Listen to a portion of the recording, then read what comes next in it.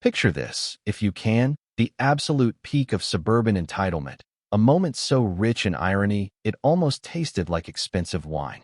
Imagine a woman, let's call her Linda Sterling, a fake blonde tyrant ruling her HOA kingdom like a feudal lord, hosting a posh barbecue on a shoreline she doesn't actually own, surrounded by 40 of her elite friends, sizzling designer steaks, and loudly boasting about finally cleansing the neighborhood of its working-class problem. That's the scene where I stroll up, casual as a Sunday morning, holding a single piece of paper that would detonate her entire world. The smell of charcoal and expensive perfume hung in the air as I announced, cool as ice, that the entry fee for my private beach was now $250 a head, effectively turning her victory party into a trespassing crime scene. The silence that followed wasn't just quiet. It was heavy, the kind of silence that precedes a natural disaster. Right before Linda let out a shriek that probably shattered glass 3 counties over and her guests scattered like roaches under a kitchen light, creating a symphony of tumbling coolers, crying children, and BMW tires screeching on gravel. But to understand why watching Linda's world crumble felt better than winning the lottery, we have to rewind 6 months, back to when my biggest problem was just a messy divorce and not a tactical war against the Oakwood Heights Homeowners Association. My name is Mason, and I'm a simple guy, a union electrician with calloused hands and a patience for troubleshooting circuits, not drama. I'd inherited my grandfather's cabin in Cedar Creek, Montana, a modest 2-bedroom sanctuary built back in the 60s, sitting on 3 acres of land where the pine trees outnumbered the people and the silence was a physical weight, a comfort I desperately needed. My grandfather, a man of few words but deep wisdom, used to tell me stories about swimming in the lake behind our property, a body of water that was practically his church, and for 20 years, that routine was my salvation, waking up before the sun, coffee strong enough to fuel a rocket, and walking that well-worn dirt path down to the water for a morning swim that washed away the grit of the world. The lake itself, a 15-acre gem of crystal-clear water, didn't belong to me, nor did it belong to the developers who eventually poured concrete over the wildflowers to build Oakwood Heights. It belonged to Silas Thorne, a 70-something hermit living on the far shore, a man who had an unspoken agreement with us locals that as long as we respected the land was open to us. But then came the McMansions, 43 monuments to bad taste and excessive debt, squeezed on a lots that used to be elk grazing grounds, inhabited by people who hired crews to manicure their lawns at dawn because an imperfect blade of grass was a moral failing. Enter Linda Sterling, the self-appointed queen of this plastic paradise, a woman whose hair defied gravity and whose soul was likely made of dry ice, driving a pristine white SUV that looked like it had never seen a speck of dust, let alone mud. Her house sat on a premium lakefront lot, a marketing term that meant she paid a fortune for a view of water she didn't own a single drop of. Our first skirmish happened on my dock, me dripping wet and happy, her materializing like a specter of suburban doom, clicking her heels on the weathered wood as she launched into a passive-aggressive monologue about liability concerns and property values, scanning my modest cabin like she was calculating how much it dragged down her portfolio.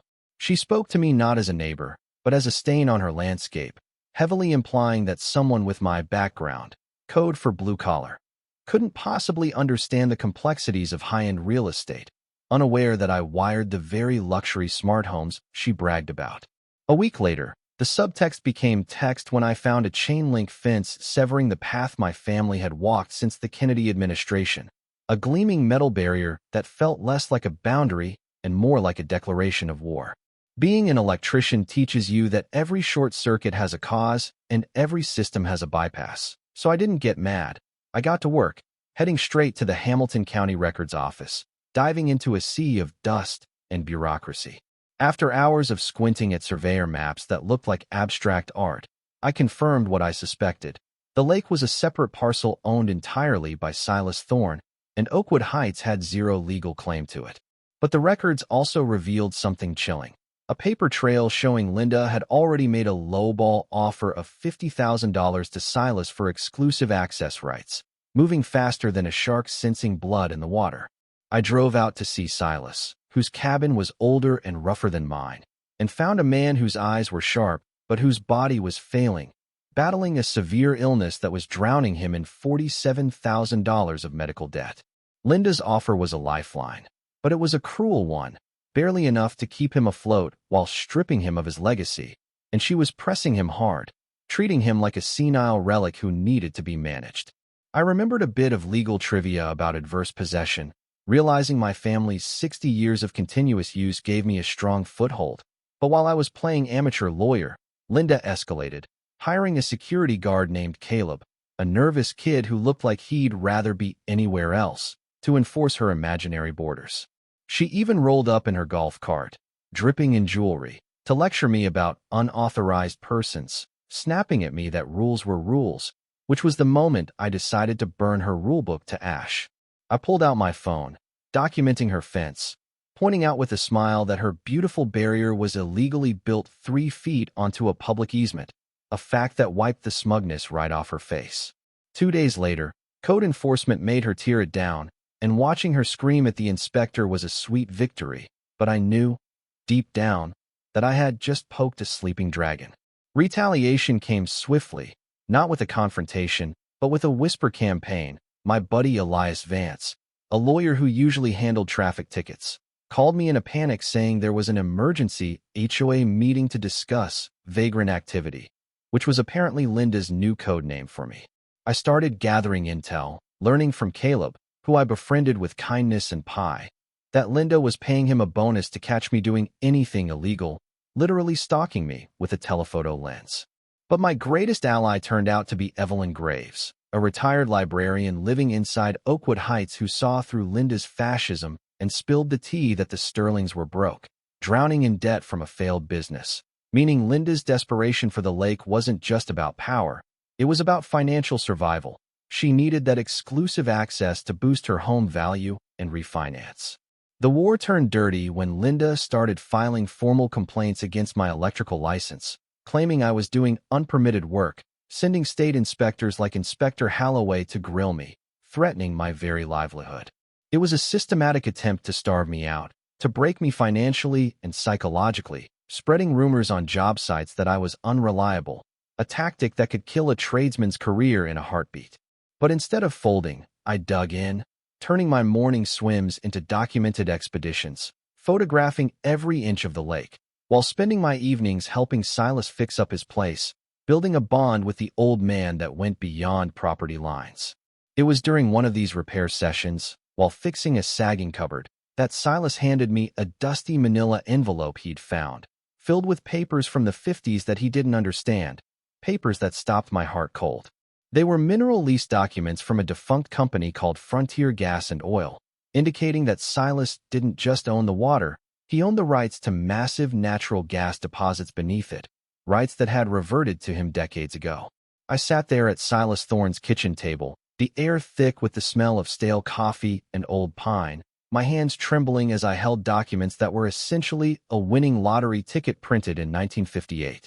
The geological surveys in that envelope weren't just abstract data. They were a roadmap to millions of dollars in natural gas reserves sitting right under the lake Linda Sterling was trying to steal for pocket change. The original company had folded during the oil crash of the 80s, and nobody had bothered to check the assets, meaning Silas, a man currently choosing between food and chemotherapy, was unknowingly sitting on a fortune that could buy Oakwood Heights 3 times over. For a split second, a dark thought crossed my mind, a temptation whispered by the devil himself. I could buy these rights from him for $100 grand, save him from foreclosure, and walk away a tycoon, and he would never know the difference. But looking at Silas, seeing the trust in his eyes, the way he treated me like the grandson he never had, the weight of that deception would have crushed me. I'm a man who sleeps soundly because I earn my keep, and I wasn't about to start stealing from the vulnerable now. So I did the hard thing, the right thing, and I laid it all out for him, explaining in excruciating detail that Linda wasn't just trying to grab a swimming hole, she was unknowingly trying to heist a subterranean gold mine. When the reality hit him, that Linda had been lecturing him about modern value, while trying to swindle him out of millions, Silas didn't get angry. He threw his head back and laughed, a rich, rattling sound of pure vindication, realizing the universe had a twisted sense of humor. We formed a partnership right there, a 60-40 split, aiming to lease the rights to legitimate extractors and use the revenue to secure his health and my future. But first, we had to secure the surface rights before Linda figured out the game. It felt like planning a heist, assembling a team of misfits to take down the casino. Elias Vance dove into mineral law books until his eyes bled. Evelyn Graves acted as our mole inside the HOA meetings, and Julian, Silas's nephew who flew in from the coast expecting to manage a tragic estate sale, suddenly found himself managing a natural resource empire. We formed Cedar Creek Holdings, a properly structured LLC designed to be a financial fortress, shielding us from personal liability and preparing to buy the lake legally and indisputably. But Linda, sensing her grip slipping even without knowing the true stakes, went nuclear, launching a shock and awe campaign against me that made her previous harassment look like a playground tiff. She had private investigators digging through my trash. She called the IRS claiming I was hiding income, and she spread rumors so vicious that my phone stopped ringing for work, forcing me to live off savings that were draining faster than a bathtub with no plug. The breaking point, the moment that turned this from a property dispute into a blood feud, came when she crossed the line of basic human decency and went after Silas directly at the Mercy General Cancer Center. Imagine the depravity required to march into a chemotherapy treatment room, flanked by 2 HOA witnesses like a goon squad, and harass an old man with poison dripping into his veins, accusing him of being manipulated by me. Silas told me later, his voice shaking with a mix of rage and exhaustion, that she lectured him on his vulnerability while trying to bully him into signing a sale agreement, a move so low it wouldn't even clear a snake's belly. But she didn't stop there. She ambushed Julian outside the cabin, waving a cashier's check for $85,000, plus a $10,000 personal inconvenience fee. A bribe, plain and simple, trying to get him to convince Silas to sign. And then came the bombshell that Julian relayed to me, his voice terrified. Linda showed him papers that already had Silas's signature on them, forgeries she had prepared in advance, waiting only for a moment of weakness or confusion to execute the theft. She was committing felonies now: forgery, elder abuse, bribery, driven by a frantic need to cover her own drowning debts, completely oblivious that she was fighting for pennies while we were sitting on diamonds. We set the closing date for a Friday, a tactical strike timed for when she would be busy showing overpriced houses. But on Thursday night, the call came from Elias that made my blood run cold. Linda's high-priced lawyer, a shark named Arthur Pendergast, had filed an emergency injunction claiming Silas had dementia and lacked the mental capacity to sell his land, seeking a court-appointed guardianship to freeze his assets. It was the ultimate gaslight, using the very man's cancer battle to strip him of his agency, painting him as a senile invalid to be controlled by the state, and by extension, her. Friday morning felt less like a business transaction and more like D-Day as we marched into the title company office, finding Linda's legal team already entrenched, smug confidence radiating off them like heat waves. Pendergast slapped a psychiatric evaluation on the table, a bogus report from a rent-a-doctor claiming Silas was cognitively impaired by chemo brain, a document designed to nullify his rights as a human being. Linda sat there, looking at us with that pitying, condescending smile that made you want to put a fist through a wall, thinking she had finally checkmated the riff-raff. But she had made one fatal error. She assumed we were playing checkers when Julian had set up a game of three-dimensional chess. While she was fabricating evidence, we had brought in Dr. Fitzsimmons, the county's leading elder care specialist, and a woman with a reputation tougher than Kevlar, who had conducted a thorough, independent assessment of Silas that very morning. When Dr. Fitzsimmons spoke, declaring Silas to be of sound mind, sharp memory, and fully capable of making his own decisions, the color drained from Pendergast's face so fast he looked like a ghost. And then Silas, frail but fierce, wheeled himself forward and delivered a monologue that should have been etched in stone, telling Linda exactly what he thought of her attempts to treat him like a foolish old invalid. Panic flickered in Linda's eyes, and she played her final, desperate card, screaming that we were criminals exploiting a dying man, threatening to call the police for elder abuse right there in the office. That was the moment Julian smiled, the cold smile of a man holding 4 aces, and pressed play on his phone, filling the silent conference room with a high-definition recording of Linda offering him a bribe and admitting to the forged signatures. Her voice, crisp and incriminating, echoed off the walls. Just convince the old man to sign. Papers I've already prepared. The silence that followed was absolute, the sound of a trap snapping shut, as her lawyer began frantically packing his briefcase to distance himself from a felony in progress. The room was so quiet you could hear the hum of the fluorescent lights as Linda Sterling's world imploded, her face cycling through shades of crimson and ash as the reality of her exposure washed over her. Arthur Pendergast, her lawyer, looked like he wanted to dissolve into the carpet, stammering something about context while practically running for the door, leaving his client drowning in the wreckage of her own arrogance. With the threat of the recording hanging over the room like a guillotine, the opposition evaporated, and at 3:47 p.m., Silas Thorne's hand, steady as a rock, signed the deed transferring the lake to Cedar Creek Holdings, ending the 6-month siege with the scratch of a pen. Linda shrieked threats of lawsuits and ruin as we walked out, but her voice cracked, the sound of a bully who had finally been punched back, and I just smiled, patting the folder that held the keys to her kingdom. We drove straight to the water, our water, and I had the profound pleasure of pounding the private property signs into the dirt, the sound of the hammer echoing like a victory drum. But Linda, incapable of accepting defeat, orchestrated one last, spectacular act of self-destruction the following Monday, a public meltdown that would become the stuff of local legend.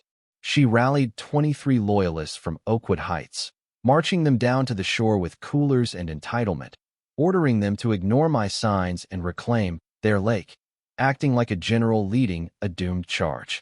I watched them set up, calm as the surface of the water, and then I simply called the sheriff, while Evelyn Graves stepped out from the trees like an avenging angel to drop the truth bomb on the gathered crowd.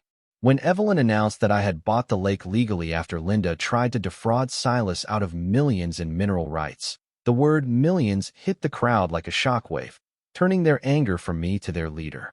Then the press arrived, Sarah Jenkins from the local paper, smelling a viral story. And when Linda, rabid with fury, realized she was losing control, she lunged at the reporter, knocking her camera into the lake in a fit of manic rage. It was the perfect storm. Assault, destruction of property, and trespassing, all captured on multiple smartphones, the final nail in the coffin of her reputation. Officer Reynolds arrived to find a chaotic scene, but after reviewing my deed, he turned to the mob and gave them a choice: leave now or go to jail, and watching those elites scramble to pack up their beach chairs was the sweetest sight of my life. The fallout was swift and brutal. The video of Linda attacking the reporter went viral. The HOA Karen memes destroyed her social standing, and the legal system finished the job with probation and community service for the forgery and assault. The Sterlings, humiliated and broke, fled to the city, selling their McMansion at a massive loss, a cautionary tale of what happens when greed meets grit. But the real victory wasn't her downfall, it was what rose from the ashes. Cedar Creek Holdings leased the gas rights for a fortune, using directional drilling that left the surface pristine while funding Silas's recovery, who, by the way, went into remission and is currently living his best life, spoiling his great-grandkids. We turned the lake into a model of conservation, using the funds to restore the wetlands, granting access through a fair permit system that kept the crowds manageable and the water clean. Today, the lake is a sanctuary, a place where neighbors, even the ones from Oakwood Heights who apologized, gather for barbecues, where kids learn to fish, and where the community actually acts like a community. It makes you wonder, doesn't it, about the nature of ownership and justice. Did Linda deserve to lose everything? Or was she just a symptom of a society that values property over people?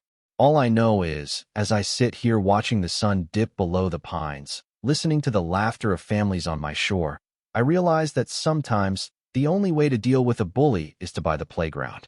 What would you have done? Would you have taken the easy money and left the old man in the dark? Or would you have risked it all for the truth? Let me know in the comments. And if you've ever had a war with an HOA, I want to hear your story. Don't forget to subscribe for more tales from the deep end.